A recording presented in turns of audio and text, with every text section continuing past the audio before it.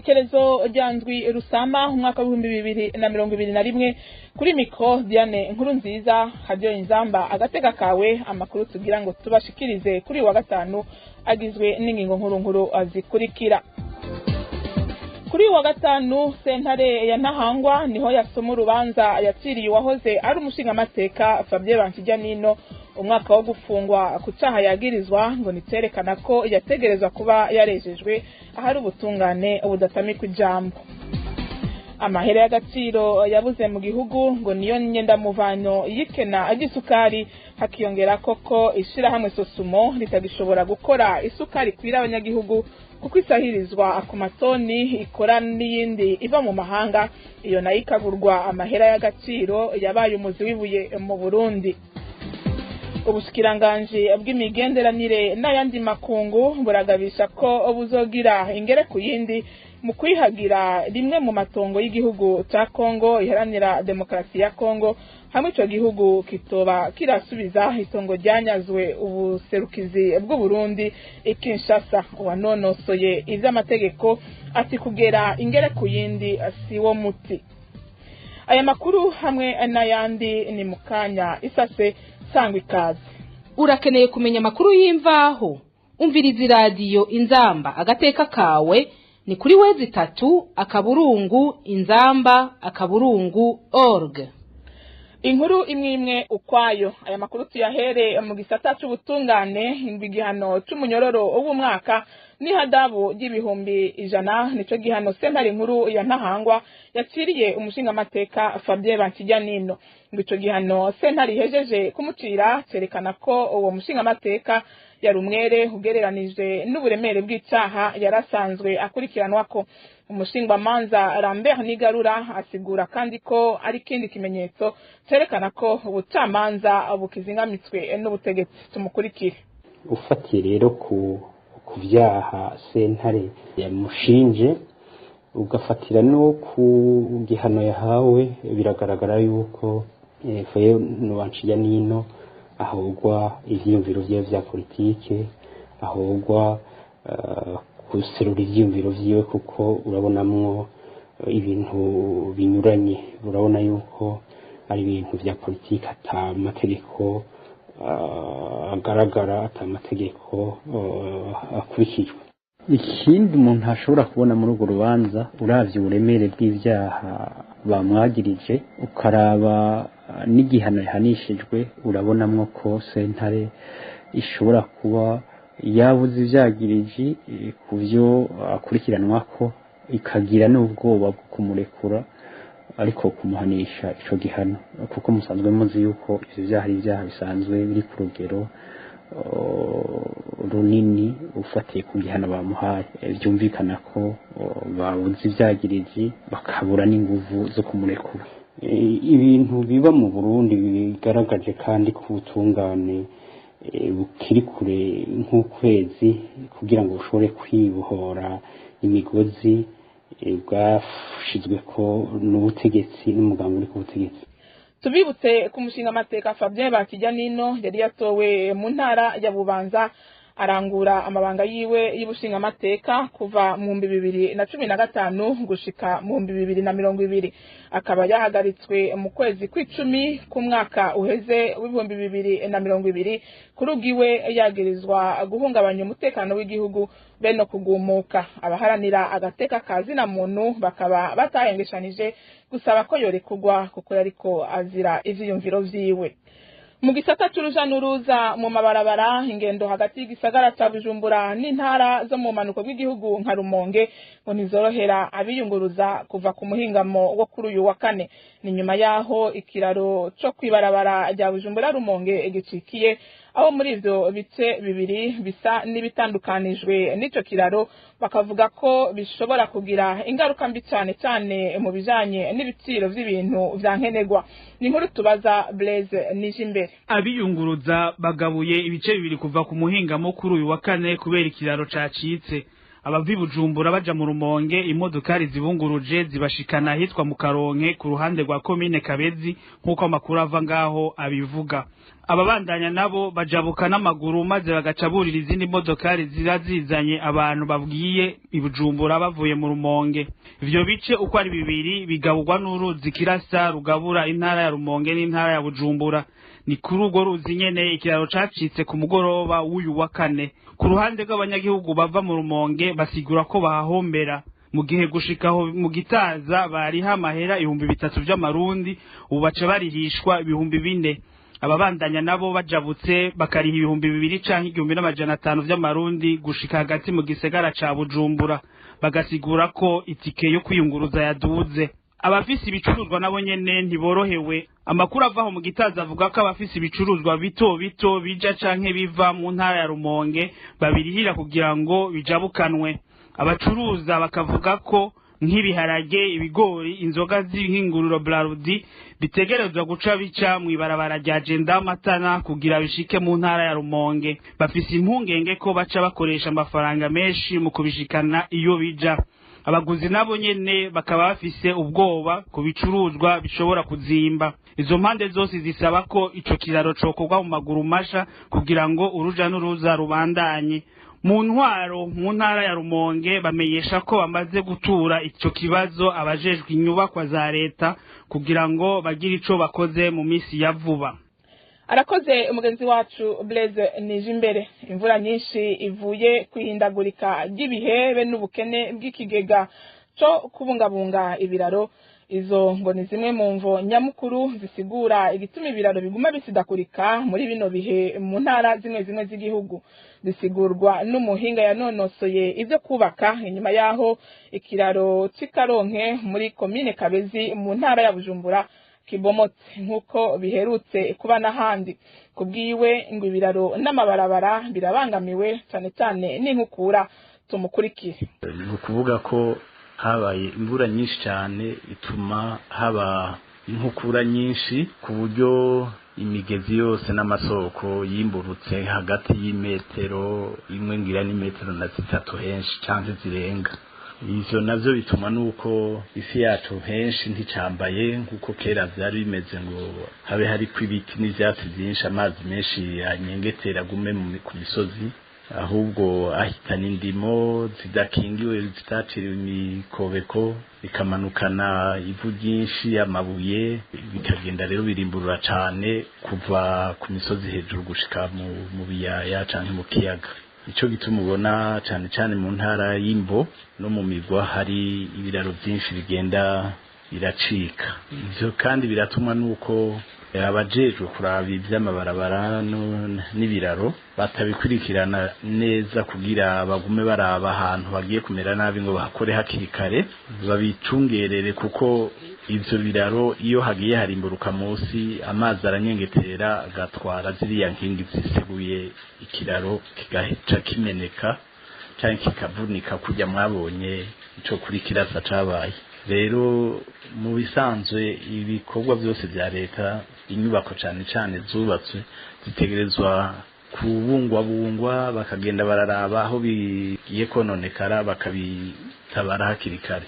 Forutiye kera hariho amafaranga y'intega bizoza yo kugenda barasanura basubiramo ibiraro n'amabarabara, ariko nibaza ko ayo mafaranga ngira ntayakihari, nico bituma ivyo byose bishika.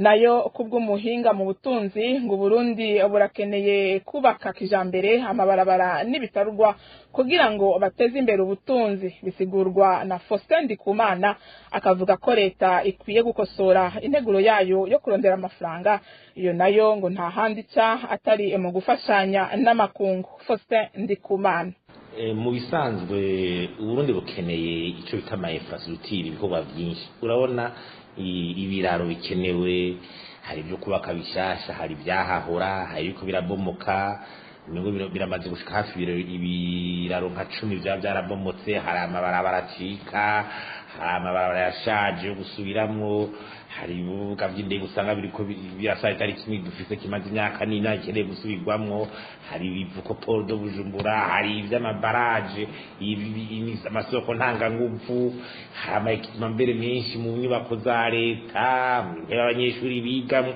Nukuri ntitudehe bituresha n'ubundi burafise ibintu bukeneye byinshi kandi ari byo ntango yo kugira n'ubutunzi bwiyongeye ico bita kubasaza.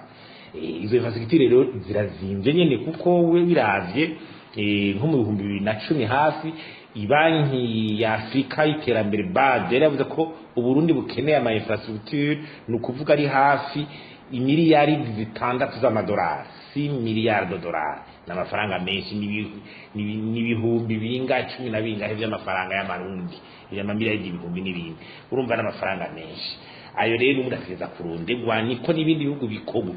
Inzira nazo ni cooperation ifasha iyo nayo irafise ico bijana kugira uyishikire. Hari ico bita ushobora kwaka amadeni kuri abo basanzwe mufashanye n'ibihugu canke aya mashirahamwe mpuzamakungu za banki mondiale canke n'ibindi, naho nyene birafise ico bijana kugira uyashikire. Leta rero itegerezwa strategy muri izo nzira, itegerezwa guhagarara kugira bumwe muri ubwo buryo ushobore gutanga amafaranga ashobore kuboneka.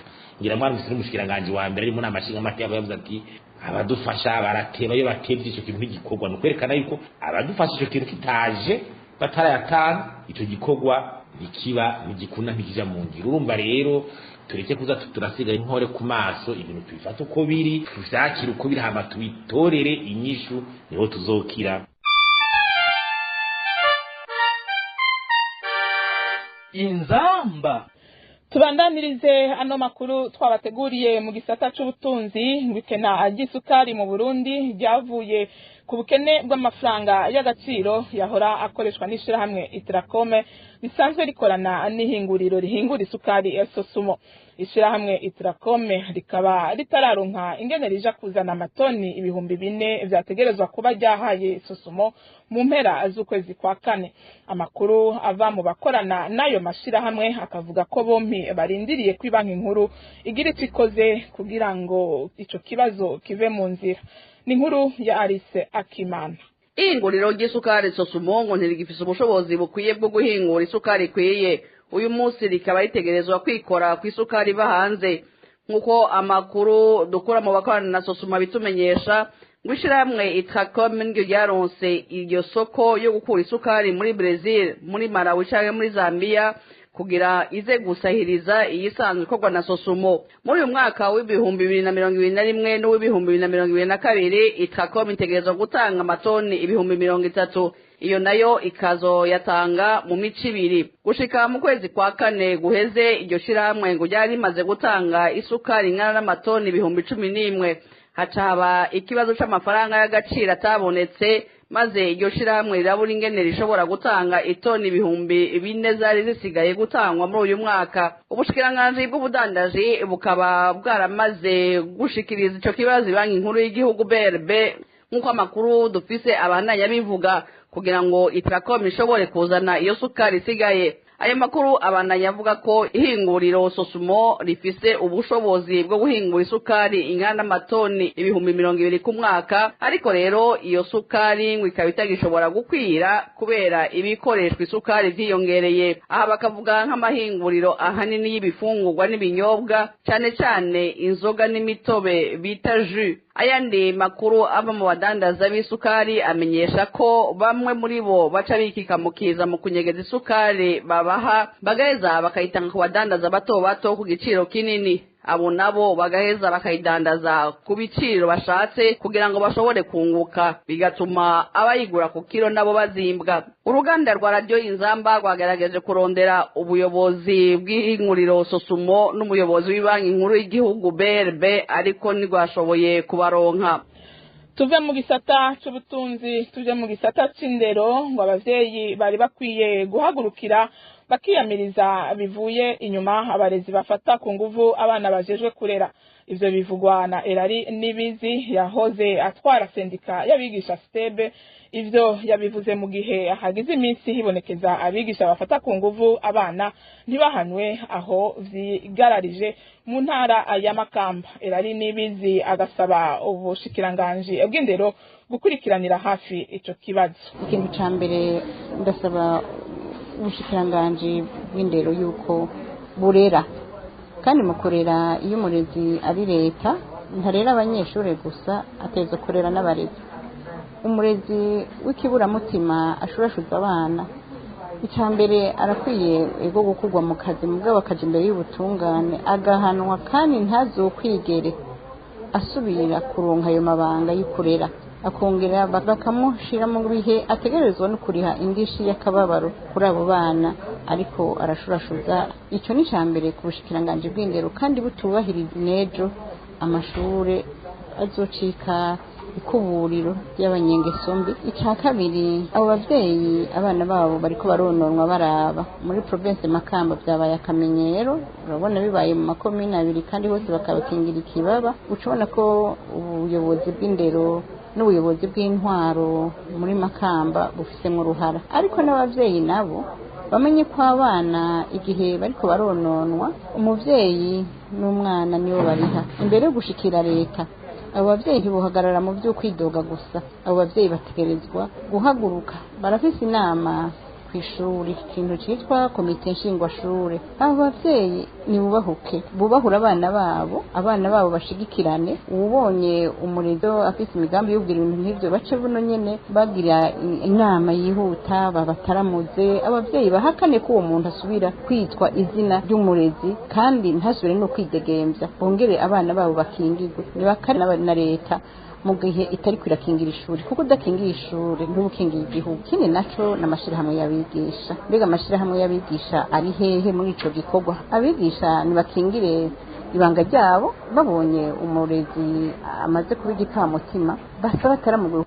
Mu makuru ajanye impunzi ziba mu ikambi ya Mahama zirakomerewe muri no misi inyuma yo gushirwa mu vyicaro bitatu bijanye nuko imiryango ibayeho. Abashizwe mu cicaro ca gatatu nta kintu na kimwe kijanye n'ibifungurwa bazohabwa mu gihe bahora baronswa amafaranga 340 ku kwezi. Bamenyesha ko iyo ngingo idahinduwe bagiye kwicwa n'inzara. Userukira izo mpunzi Jean Bosco Kwigize amenyesha ko bariko baratakambira umukuru w'igihugu na HCR kugira ngo izo mpunzi ntizicwe na kigoyi. Inkuru ya Josephine Jonse Nkunzimana. Impunzi za Mahama zirutse gushigwa mu vyicaro bafatiye ku muryango umwe wose ukungana abawugize n'ingene babayeho. Abo mu cicaro ca mbere bazofashishwa amafaranga 680 ku kwezi, abo mu cicaro ca kabiri baronke 340, nayo abo mu cicaro ca gatatu nta na kimwe bazoronswa kiretse kuvuzwa n'abana biga ku buntu. Iyo ngingo rero irateye ikibazo impunzi na cane iziri mu cicaro ca gatatu, bati inzara igiye kutwica. Nk'umuntu ndi muri no nkambi ya Mahama, ndi muri kino cicaro ca gatatu, uno munsi mbona uko ngiye kubaho, kimwe gusa nuko ico ndi cyo bivanye nuko indico ishatumye mpunga zishobora kwishikana muri kiriya gihugu catwomoye catwiciye abacu. N'uno munsi ubutungane atabuhari, atakina kimwe gishobora gukorwa kugira ubutungane buboneke n'abacu tumenye ababishe zishobora kuja kucicamo. Rero ico dusaba HCR nuko izi ko na cane kw'isi nzima iyo wahungiye ugashika amaboko ya HCR ariyo igomba kumenya ubuzima bwawe bwose. Kuba muri ino nkambi ata kintu umuntu ashobora kurya ntabwo twabishobora, kimwe gusa ibintu bitari gahinda. Userukira imbere y'amategeko izo mpunzi za Mahama Reverend Pasteur Jean Bosco Kwibishatse ati izo mpunzi ntizirira busema, amenyesha ko bagiye kubatabariza bahereye ku mukuru w'igihugu cabahaye indaro. Ni ikintu c'ikibazo gikomeye kuko abantu twari dutunzwe na HCR na PAM kugira baturonke ico tufungura, naho vyari bike. Rero iyo binabuze urumva ko ikibazo gikomeye cyane. Rero mu ncamake nta kindi twokora cyane nuko turiko turatakira nyakubahwa umuyobozi mukuru w'igihugu catwakiriye HCR, PAM eka n'abandi bose kugira ngo nukuri badufashe abantu ntibave badupfira ko n'inzara canke abantu usange bafashe mu madesiziyo yo kuhunguka kubera inzara n'ibibazo bariko bararonka. Kambi ya Mahama imbere yuko impunzi zitangura guhunguka yarimwo impunzi zirenga gato 60,000 muri kino gihe abarenga 20,000 bakaba bamaze gutahuka mu gihugu cabo c'amavukiro nk'uko twabishikirijwe n'uwo aziserukira. Amakuru twabateguriye tuyabandanirize mu gisata c'imigenderanire. Ubushikiranganji bw'u Burundi bujejwe imigenderanire n'ibindi bihugu buheruka kwandikira ikete ubuserukizi bw'igihugu ca Republika Iharanira Intwaro Rusangi ya Kongo mu Burundi ku matati ari hagati y'ivyo bihugu kuvyerekeye parcelle ya ambassade y'u Burundi iri Kinshasa ku mugwa mukuru wa Kongo yanyazwe.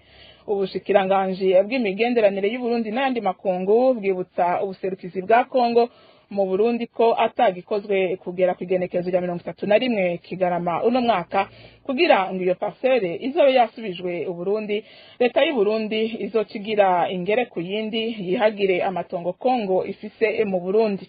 Kubwa Emmanuel Nkengurutse yahoze ari umukenguza amateka yanonosoye n'ivy'amategeko, hakenewe inyishiciye muri diplomasi mu kwirinda imishamirano yo kwaduka hagati y'ivyo bihugu bibiri. Inkuru dushikirizwa na Trifine Kaniwabo. Intandaro ni parcelle y'igihugu c'u Burundi yanyazwe n'isosiyete yitwa Futur Congo. Amakuru radio Inzamba ifise yerekana ko hari mu mwaka w'1985 aho Burundi na Republika Iharanira Intwaro Rusangi ya Kongo vyumvikana guhana ibibanza bikorerwamwo ambassade yavyo. Leta y'u Burundi yemeye guha Kongo icitwa Zaire ico gihe parcelle zitatu muri quartier Rohero mu gisagara ca Bujumbura.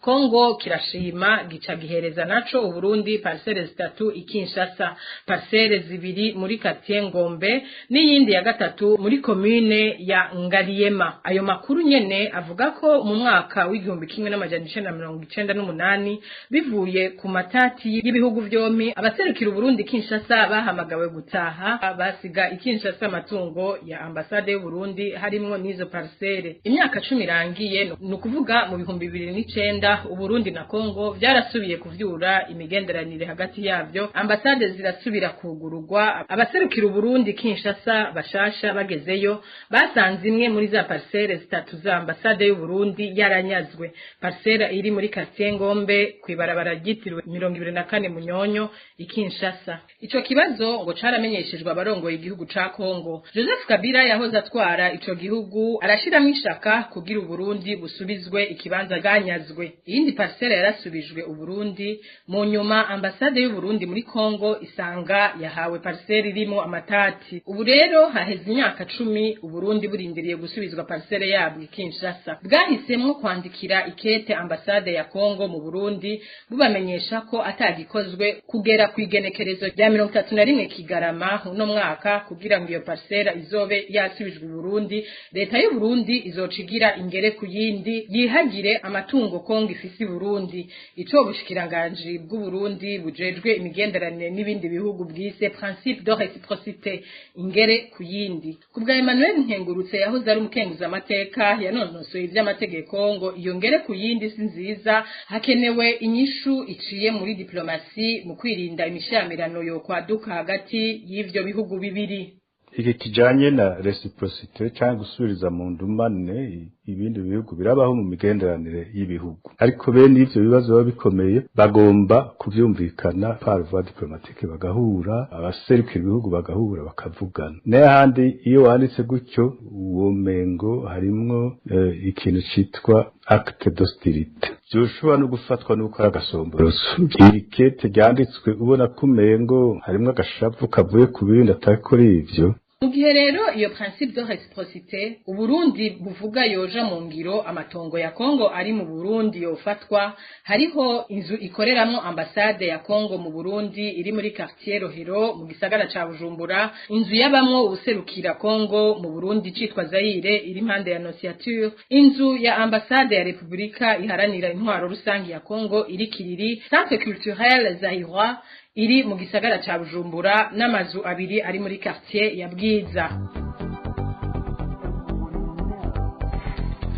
radiyo inzamba agateka kawe aha niho amakuru twabateguriye agarukiye murakoze mwebwe mwese mwari muduteze abiri bakoze bagenzi bacu bamfashije kuyategura kugeza aho mushobora kuyumva mugira umugoroba mwiza aho iwanyu no mu banyu